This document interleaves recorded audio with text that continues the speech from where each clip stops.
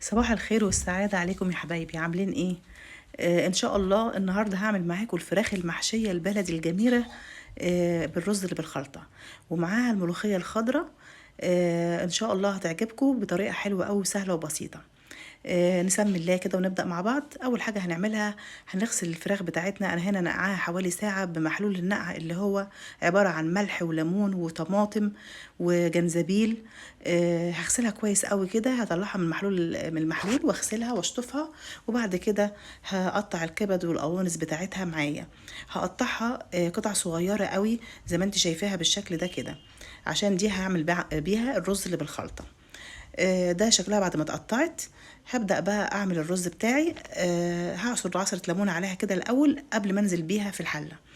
هحط معلقتين سمنة كده بلدي معايا، وشوية زيت صغيرين عشان ده اللي هيتعمل فيه الرز، كمية الرز بتاعتي.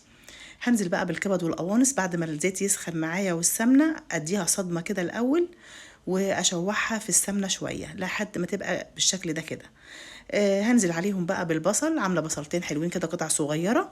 هشوح البصل مع الكبد والقوانص، وانا مش عايزاه يحمر، انا تشويحه بس لما يبقى لونه اصفر يعني دبل بس معايا. هنزل بقى بشويه فلفل اسود وشويه ملح وشويه كركم. وهقلبها واشوحهم مع بعض، وسنه قرفه، برضو القرفه ما بحبهاش كتير عشان ما تجزعش في الاكل بتاعي قوي. وانزل بالملح بتاعي الحدق اللي انت عايزاه طبعا، وهقلبهم واشوحهم لما تديني تغمق معايا كده شويه. هنزل بقى بالرز بتاعي. الرز طبعا هنزل بكميه، كل فرخه معايا بتاخد حوالي كوبايه رز، بس انا بعمل كميه رز كبيره شويه عشان بحب يتبقى معايا رز اقدمه في الطبق بتاع التقديم، وبيبقى طعم حلو قوي في الاكل. بعد ما شوحت الرز شويه مع الكبد والقوانص، هنزل بقى بالميه، يا دوب هغطيه كده.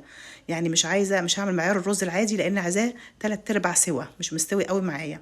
هغرفه في اي طبق كده بقى عشان يبرد معايا. وبعد كده اول ما يبرد ابدا احشي الفراخ بتاعتي.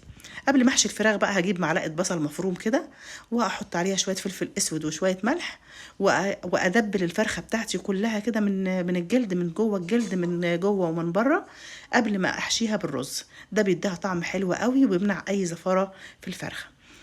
هعمل بعد كده، هنزل بقى بالرز اللي بالخلطة معايا بعد ما برد. هحشيها بقى من جوه كده وما بين الوراك بتاعتها، ما بين الجلد كله هحشيها، بس برضو مش هحشيها قوي عشان ما تتفتحش مني. وبعد ما احشي من تحت كده هكتفها طبعا، هدخل الوراك بتاعتها في الفتحة اللي موجودة من تحت كده بالشكل ده. هبدأ احشي بقى الزور من فوق، وهخلص بقى حشو الفراخ اللي معايا كلها، واقول لك بقى هنعمل فيها ايه بعد كده. ده شكل الفرخه النهائي بعد ما خلصت خالص، مش عايزه اجبسها قوي بالرز زي ما قلت لك. بعد كده هجيب معايا بقى ورق فويل كده والف الفرخه بتاعتي معايا زي البونبونيه كده، قبل ما انزلها في الميه بتاعتها. ده ما بيخليهاش تتهري معايا كده. هجيب بقى حله فيها ميه مغليه تغلي الميه معايا، وهبدا احط فيها بصلايه وطماطمايه وكام فص حبهان وشويه فلفل اسود وشويه وورقتين لورا. وهسقط الفراخ بتاعتي فيها كده، هنزلها فيها كده لغايه ما تستوي. هتاخد حوالي ساعه على البوتاجاز. وطبعا انا زي ما قلت لك مش عايزه الفراخ تبقى كبيره، الفرخه حوالي كيلو بالكتير قوي، او كيلو 100 بالكتير. ده بعد ما الفراخ بقى استوت معايا خرجتها كده بالشكل الجميل ده. طبعا زي ما انت شايفه الرز فيها ما تفكش او اي حاجه معايا. بعد كده الرز اللي اتبقى معايا بقى في الحله، هحط له كبشتين 3 شوربه، وهغطي عليه واوطي لغايه ما يستوي معايا خالص. بعد كده هنزل بقى هجيب معايا بقى طماطمايه او او معلقه صلصه ومعلقه سمنه بلدي وشويه فلفل اسود وشويه ملح، وهقلبهم مع بعض قوي كده في اي بوله. وهنزل بقى على الفراخ بتاعتي بالفرشه كده، المعها كلها من كل الجوانب، وهدخلها بقى على الشوايه تتحمر معايا من كل الجهات لحد ما تحمر خالص، تخرجيها. بعد كده هنعمل الملوخيه بقى. هجيب 3 كوبايات شوربه معايا، ومعايا كيلو ملوخيه متخرطه خضراء، وهنزل بيهم. هنزل بالملوخيه على الشوربه زي ما انت شايفاني كده، وهحط معاها فصين توم مطحونين وشويه فلفل اسود وشويه ملح عشان احدق الشوربه زي ما انا عايزه. وهنزل بعد كده معاكي بشويه كزبره ناشفه برضو عليها، واهم حاجه نص معلقه سكر عشان دي بتديني حلاوه قوي في الملوخيه. هقلبهم كلهم مع بعض كده، وهسيبها تغلي على النار. وبعد كده هوضب الطشه بتاعتي. هحط معلقتين سمنه بلدي، واحط معاها حوالي معلقتين توم او معلقه حسب رغبتك، وشويه كزبره ناشفه.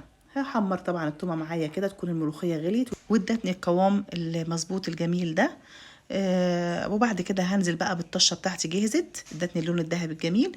هروح نازله بقى بالطشه بتاعت الملوخيه بقى دي، وطبعا الريحه بقى مش قادره اقول لك عامله ازاي، وتاكلوها بالهنا والشفا. بعد كده هصبها بقى في طبق التقديم. وكده خلصت الوجبه بتاعتي النهارده. هنزل بقى كده بالرز اللي بعد ما استوى كده في الطبق التقديم بتاعي. طعمه طبعا بيبقى حلو قوي قوي قوي مع الفراخ، يعني يا ريت توفري شويه رز زي ما انا عملت كده. وهنزل بقى بالفراخ بتاعتي كده على الرز، واقدمها مع طبق الملوخيه وطبق الشوربه. وفي حاجه عايزه اقولها لك، طبق الشوربه كمان وانت في حله الشوربه اللي معاكي نزلي فيها معلقتين رز كده من اللي احنا عاملينه، هيديكي قوام حلو قوي في الشوربه، تحبي تاكليها مع الفراخ المحشيه والملوخيه. وان شاء الله طبق النهارده يعجبكم وتاكلوه بالهنا والشفا. وما تنسوليش بقى يا حبايبي في اللايك والشير، وانتظروني في فيديو جديد مع أكلة هنية.